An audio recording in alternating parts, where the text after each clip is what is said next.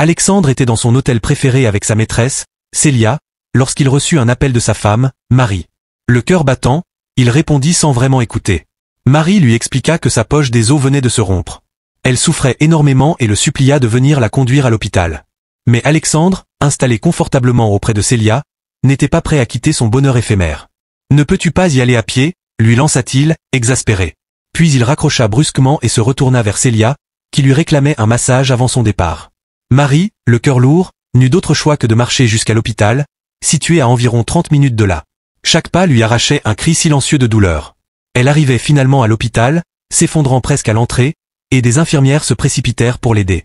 Les médecins, après un examen minutieux, décidèrent de l'emmener en salle d'opération pour une intervention d'urgence. Le rythme cardiaque du bébé avait chuté dangereusement. Pendant ce temps, Alexandre, ayant enfin quitté sa maîtresse, arriva à l'hôpital. « Où est ma femme ?» demanda-t-il, agacé.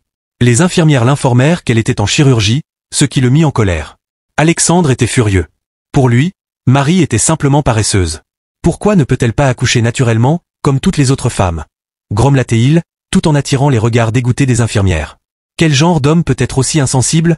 Se murmurait-elle entre elles, sidérée par son attitude. Alexandre ne se gênait pas pour rabaisser Marie, la traitant de faible parce qu'elle avait besoin d'une césarienne.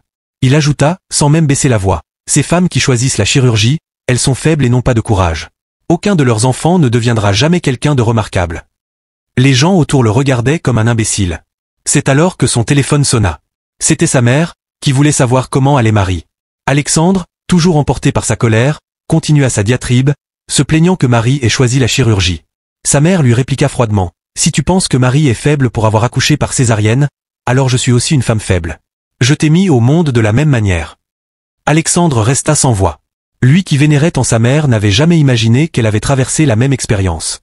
Son arrogance venait d'être exposée au grand jour, et il se sentit pour la première fois honteux.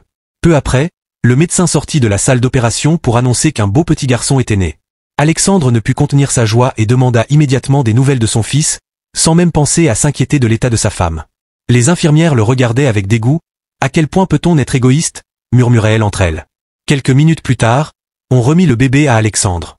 Incapable de contenir sa joie, il appela aussitôt Célia, sa maîtresse, pour qu'elle vienne à l'hôpital rencontrer le nouveau-né. Marie fut transférée en salle de récupération, luttant contre des frissons postpartum. Son seul réconfort était la pensée de retrouver son fils, ce qui lui donnait la force de supporter la douleur. Après quelques jours passés à l'hôpital, Marie fut autorisée à rentrer chez elle. L'excitation de revoir son fils était indescriptible. Cependant, lorsqu'ils arrivèrent à la maison, elle aperçut Alexandre, tenant la main de Célia. Il marchait vers elle, ses yeux rivés sur le bébé, comme si Marie était invisible. La colère monta en elle, mais elle resta silencieuse. Alexandre remit leur fils à Célia, qui afficha un sourire narquois. Puis, sous les yeux ébahis de Marie, il demanda à sa maîtresse de nommer leur fils. Célia, avec un sourire malicieux, dit « Je l'appellerai Louis ». Les mots de Célia étaient comme un poignard dans le cœur de Marie. Elle était dépossédée de son fils, de sa dignité, de sa maternité. Marie tenta de reprendre son bébé, mais Alexandre la menaça de la renvoyer chez ses parents, dans son village, si elle osait toucher à l'enfant. Célia est bien plus qualifiée que toi pour élever notre fils. Elle est raffinée, éduquée, alors que toi, tu n'es qu'une fille de la campagne, ajouta-t-il froidement. Marie, humiliée, baissa les yeux, sachant qu'elle n'avait pas d'autre choix que d'obéir. La nuit tombée, Marie entendit les pleurs de son fils. Elle se précipita hors de son lit, mais se rappela immédiatement de l'avertissement de son mari. Les larmes aux yeux, elle retourna dans sa chambre, s'agenouilla et pria. Elle demanda à Dieu de lui donner la force de supporter cette souffrance, de la réunir avec son fils. Elle demanda aussi un ami qui pourrait la réconforter, quelqu'un qui l'aiderait à surmonter cette épreuve. Le lendemain, Marie reçut un message d'un numéro inconnu. « J'ai fait un rêve la nuit dernière, et ton numéro m'est apparu. Puis-je faire ta connaissance ?» Marie, emplie d'espoir, répondit rapidement. C'était Jeanne, une femme qui semblait vivre dans une autre ville. Jeanne était présente chaque fois que Marie avait besoin de parler, et bientôt, Marie sentit une lueur de bonheur revenir dans sa vie. Les jours passèrent, et Marie cherchait constamment des occasions de tenir son fils dans ses bras. Jeanne lui conseilla de supplier Célia, de lui demander de pouvoir porter son fils, même quelques minutes. Marie suivit ce conseil, mais Célia refusa, disant que Louis ne devait pas grandir avec l'influence arriérée de sa mère. Un jour, les pleurs de Louis étaient si forts que Célia se laissa finalement attendrir et permit à Marie de tenir son bébé, à condition qu'elle nettoie toute la maison et prépare le repas. Marie accepta sans hésitation. Malheureusement, au moment où elle avait fini, Alexandre rentra, et Célia changea d'avis. Marie retourna dans sa chambre, triste, mais Jeanne était là pour la réconforter. Un matin, Marie se rendit compte que son fils était seul sur le canapé. Célia semblait avoir quitté la maison. Marie prit rapidement Louis dans ses bras, les larmes aux yeux, le berçant tendrement. Cependant, Alexandre rentra précipitamment, et en la voyant, arracha le bébé de ses bras, lui donnant une gifle avant de la chasser de la maison. Marie, désemparée, retourna au village de ses parents. Le lendemain, elle alla voir la mère d'Alexandre, qui ne pouvait croire ce que son fils avait fait. Elle promit à Marie de parler à Alexandre, mais Marie savait que la situation était allée trop loin. Quelques jours plus tard, Marie fit un cauchemar où elle vit son fils entre les mains d'inconnus. Effrayée, elle retourna chez Alexandre et découvrit que Louis avait disparu.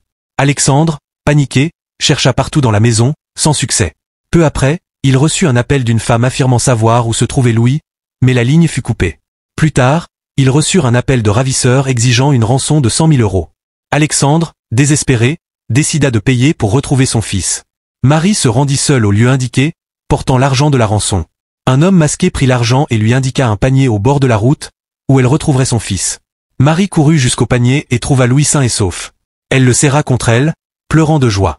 Lorsqu'elle rentra à la maison, Alexandre était soulagé de revoir leur fils. Mais Marie savait que rester était une erreur. Plus tard, elle reçut un message de Célia, qui lui avoua être l'autrice de la fausse enlèvement. Célia lui dit avoir organisé tout cela pour obtenir de l'argent pour Marie, afin qu'elle puisse partir et offrir à son fils une vie meilleure, loin d'Alexandre. Marie, déterminée à offrir à son fils une vie pleine de respect et de stabilité, quitta la maison d'Alexandre. Elle trouva un petit appartement dans une autre ville, prête à commencer une nouvelle vie.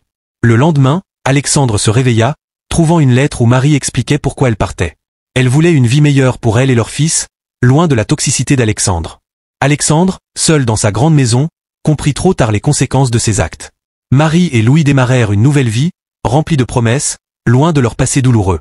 Cette histoire nous rappelle l'importance de traiter les autres avec respect et dignité, peu importe leur origine. L'amour et la bienveillance doivent être au centre de chaque relation, surtout lorsqu'il s'agit de la famille. Ne jamais prendre quelqu'un pour acquis, car la conséquence de l'égoïsme et de la négligence peut être irréparable. Chérissez ceux qui vous entourent et soyez présents pour eux, car un jour, il pourrait être trop tard. Qu'avez-vous pensé de l'attitude d'Alexandre? Pensez-vous qu'il aurait pu changer s'il avait compris plus tôt l'ampleur de ses erreurs? Partagez vos réactions et vos pensées en commentaire, j'aimerais beaucoup savoir ce que vous en pensez.